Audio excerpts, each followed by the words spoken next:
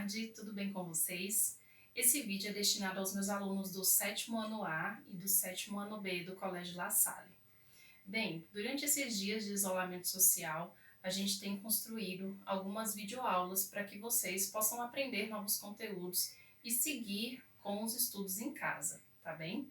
Você deve ter observado nas nossas últimas atividades que eu pedi para que vocês fizessem leitura no livro Bernoulli sobre um conteúdo relacionado às taxas, aos indicadores sociais. Então observe bem.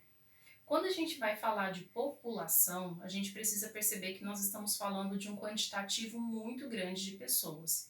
E é por isso que a gente precisa da ajuda de uma ciência muito importante chamada demografia. Dentro da demografia, então, a gente vai ter os indicadores sociais, ou indicadores apenas. Nós vamos conhecer alguns desses indicadores hoje. Vamos começar pela taxa de natalidade. Para você que fez a leitura, você deve ter observado, então, que a taxa de natalidade é um indicativo do número de nascimentos em um país em um determinado ano, tá bem? Então é muito importante fazer esse recorte. Quando eu indico taxa de natalidade, eu preciso entender que eu estou falando de um quantitativo de pessoas que nasceram em um determinado ano e em um determinado país.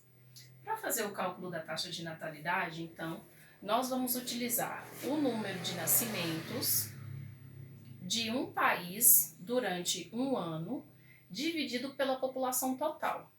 É importante que você saiba que população total e população absoluta são as mesmas coisas. E depois eu vou fazer uma multiplicação por 1000. Daí, então, eu tenho uma porcentagem da taxa de natalidade. Vamos ao próximo. Um outro indicador muito importante é o que nós chamamos de taxa de mortalidade. Observe pelo cartaz, então. Muito parecido com a taxa de natalidade, o cálculo da taxa de mortalidade é feito utilizando o número de óbitos ao ano em um determinado país, dividido pela população total, multiplicado por 1000, ok? Agora, uma outra coisa importante que a gente precisa reconhecer é que para o crescimento da população acontecer, eu não conto apenas com a taxa de natalidade. Existe um outro número que nós chamamos de saldo migratório. E o que seria então o saldo migratório? O saldo migratório é o quantitativo de imigrantes que eu tenho entrando em um determinado país.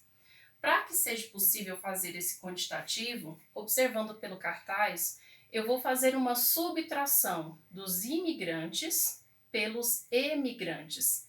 Lembrando para você que o imigrante representa as entradas, a imigração. Já a emigração, com a letra E, representa as saídas. Dessa forma, então, eu posso ter um saldo migratório positivo ou um saldo migratório negativo. Se as entradas forem maiores, positivo. Se as saídas forem em maior quantidade, negativo, tá bem? Lembrando que a saída é a imigração e a entrada é a imigração com a letra I, tudo bem? Continuando. Para que seja possível, então, eu fazer o cálculo do crescimento vegetativo, eu vou utilizar 3 informações. Então, é muito importante que você se lembre que para eu desenvolver um indicador como esse, eu já preciso ter calculado a minha taxa de mortalidade e natalidade, tá bem? Então, observe. Aqui eu tenho crescimento vegetativo, utilizando um primeiro dado que é o número de óbitos, subtraído pelo número de nascimentos ou nascidos, dividido pela população absoluta e multiplicado por 100. O resultado de tudo isso é o que eu chamo de crescimento vegetativo. Observe que o crescimento vegetativo não usa o saldo migratório, tudo bem? Agora, se eu quero utilizar o saldo migratório, eu vou fazer o cálculo do que a gente chama de crescimento demográfico. Observe.